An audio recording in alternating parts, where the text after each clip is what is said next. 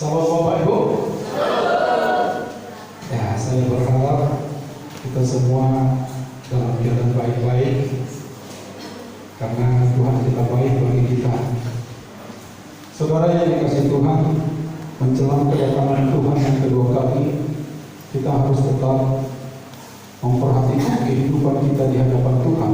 Iya. Oleh karena itu, saudara, kita akan melihat dulu dari Wahyu 3 ayat 1 sampai 6, kita akan baca bersama-sama. 1, 2, 3. Dan tuliskanlah kepada malaikat jemaat di Sardis, inilah firman Dia yang memiliki ketujuh roh Allah dan ketujuh bintang itu. Aku tahu segala pekerjaanmu, engkau dikatakan hidup padahal engkau mati. Bangunlah dan kuatkanlah apa yang masih tinggal, yang sudah hampir mati, sebab tidak satu pun dari pekerjaanmu aku dapati sempurna di hadapan Allahku. Karena itu ingatlah bagaimana engkau telah menerima dan mendengarnya, turutilah itu dan bertobatlah, karena jikalau engkau tidak berjaga-jaga, aku akan datang seperti pencuri, dan engkau tidak tahu pada waktu manakah aku tiba-tiba datang kepadamu. Tetapi di Sardis ada beberapa orang yang tidak mencemarkan pakaiannya. Mereka akan berjalan dengan aku dalam pakaian putih, karena mereka adalah layak untuk itu. Barang siapa menang, ia akan dikenakan pakaian putih yang demikian. Aku tidak akan menghapus namanya dari kitab kehidupan, melainkan aku akan mengaku namanya di hadapan Bapa-Ku dan di hadapan para malaikatnya. Siapa bertelinga, hendaklah ia mendengarkan apa yang dikatakan Roh kepada jemaat-jemaat. Saudara yang dikasihi Yesus, Wahyu ini adalah salah satu masa-masa yang akan datang. Ketika Yohanes pada waktu itu ditawan oleh Roh Allah, dia bawa dia ke Pulau Patmos dengan sendiri. Dia di sana berbicara dengan Allah.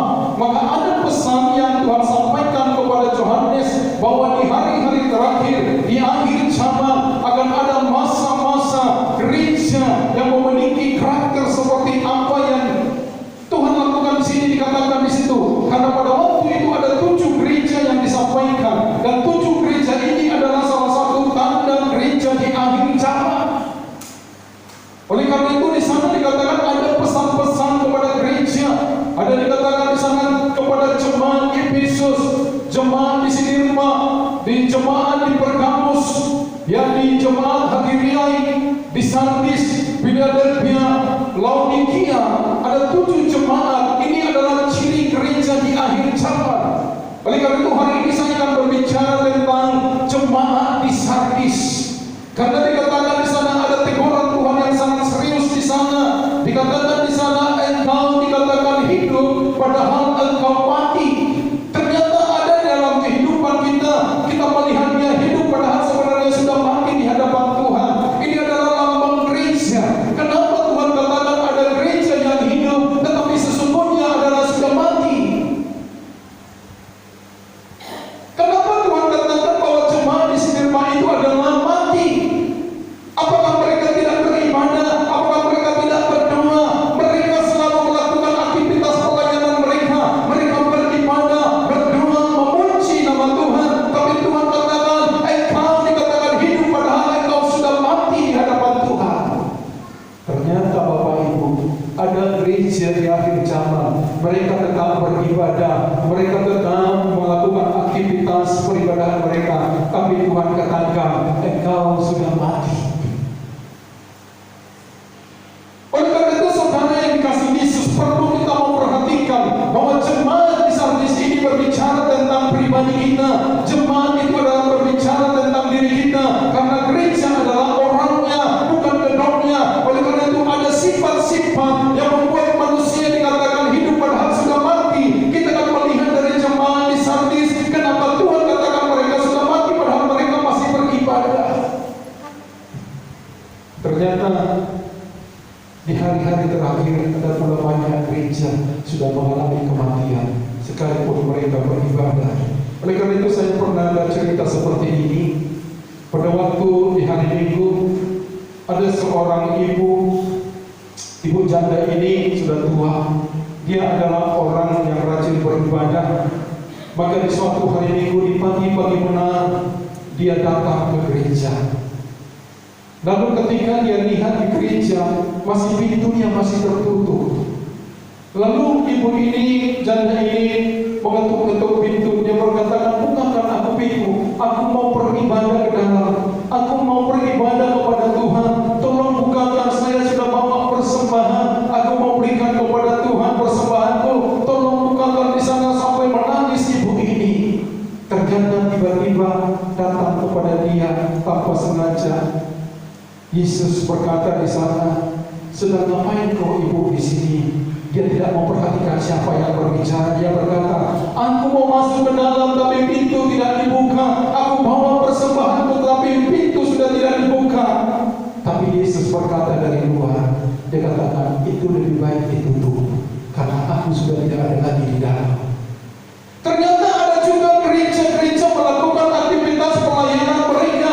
Ternyata Tuhan sudah tidak ada lagi di dalam. Ini adalah salah satu ciri khas gereja di akhir zaman. Oleh karena itu mari kita melihat bagaimana aktivitas pelayanan kita, bagaimana kita beribadah. Apakah masih Tuhan ada di sana atau sebagai hanya dengan rutinitas yang kita lakukan? Jemaat di sana dikatakan mati. Ada 3 hal yang mereka miliki. Yang pertama, Bapak Ibu, mengapa mereka dikatakan mati sekalipun mereka masih melakukan aktivitas? Ternyata jemaat di Sardis ini adalah memiliki iman percaya kepada Tuhan. Oleh karena percayalah mereka kepada Tuhan, maka mereka beribadah. Tetapi yang menjadi masalah, mereka memiliki iman tanpa perbuatan. Iman tanpa perbuatan adalah mati. Oleh karena itu banyak gereja di akhir zaman, mereka percaya kepada Tuhan, mereka imani Tuhan, tapi mereka tidak mau melakukan apa yang Tuhan perintahkan. Maka dikatakan gereja itu sudah mati. Karena iman tanpa perbuatan itu sama dengan mati. Itulah yang dialami jemaat di Sardis. Mereka setia beribadah, setia berdoa, tapi pada waktu firman disampaikan, mereka tidak mau menerima dan mereka tidak mau melakukannya. Maka Tuhan katakan engkau sama, dikatakan hidup tetapi mati bagi Tuhan. Rohnya sudah mati karena dia tidak mau melakukan apa yang Tuhan perintahkan. Itulah salah satu membuat jemaat di Sardis sehingga mereka dikatakan mati. Berapa banyak gereja hari-hari ini mengalami yang seperti ini? Mereka datang memuji, datang berdoa kepada Tuhan, tapi ketika dia datang kepada disampaikan firman Tuhan, mereka tidak mau menerima.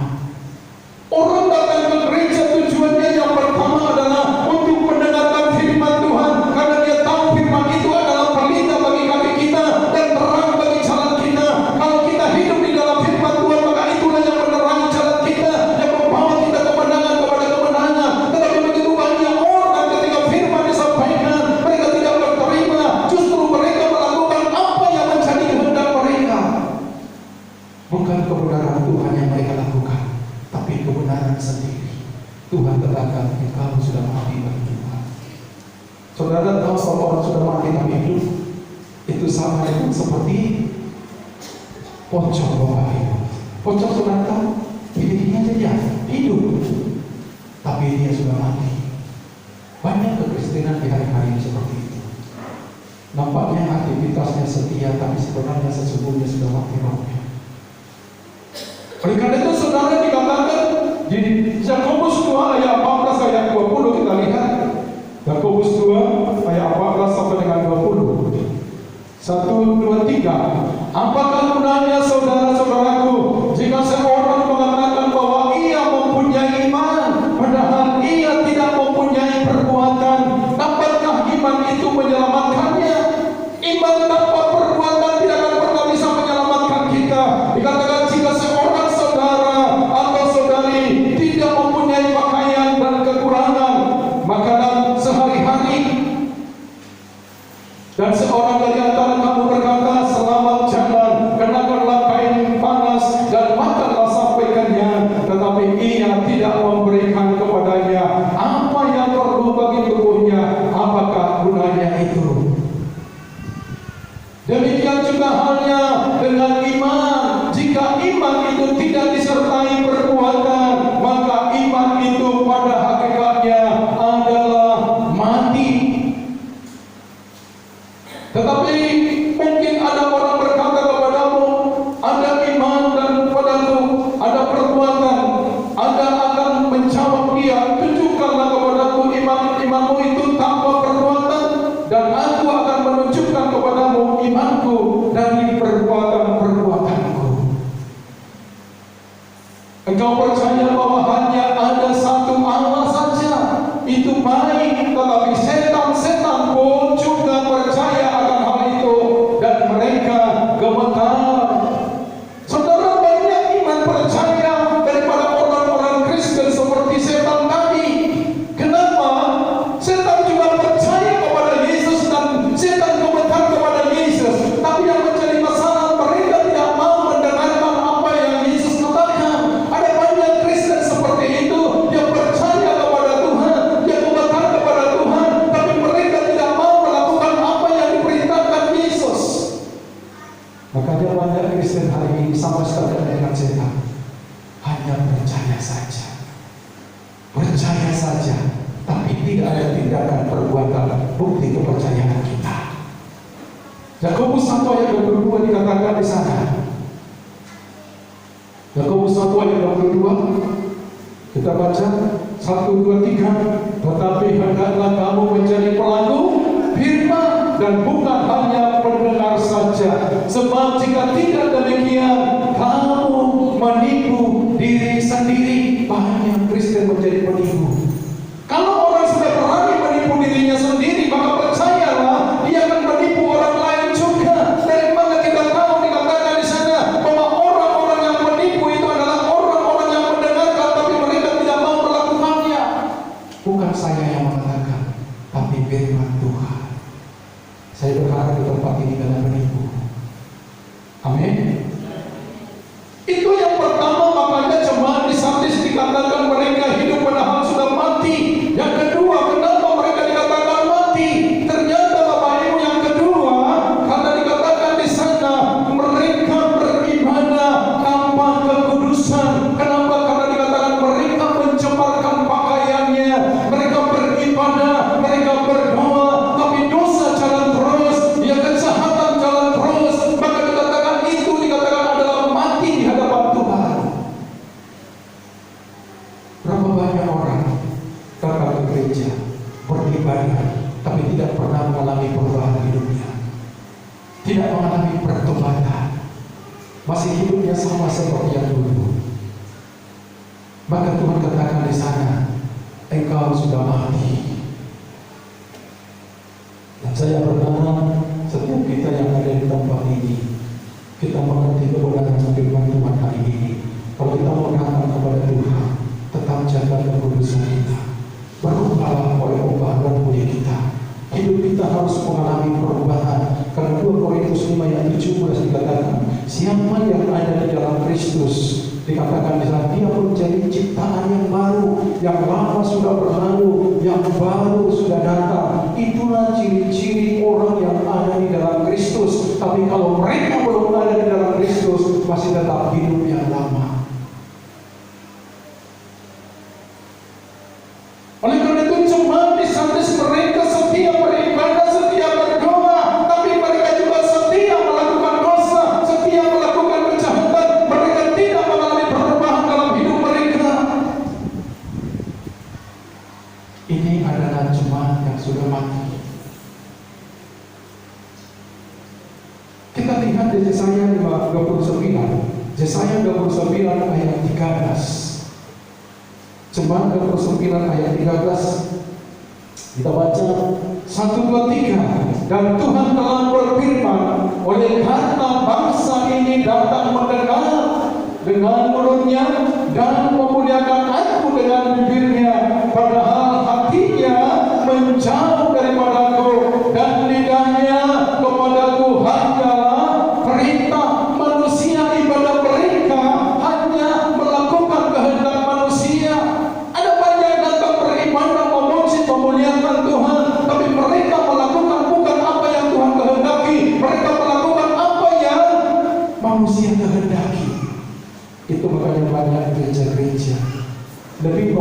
mementingkan aturan gereja daripada firman Tuhan.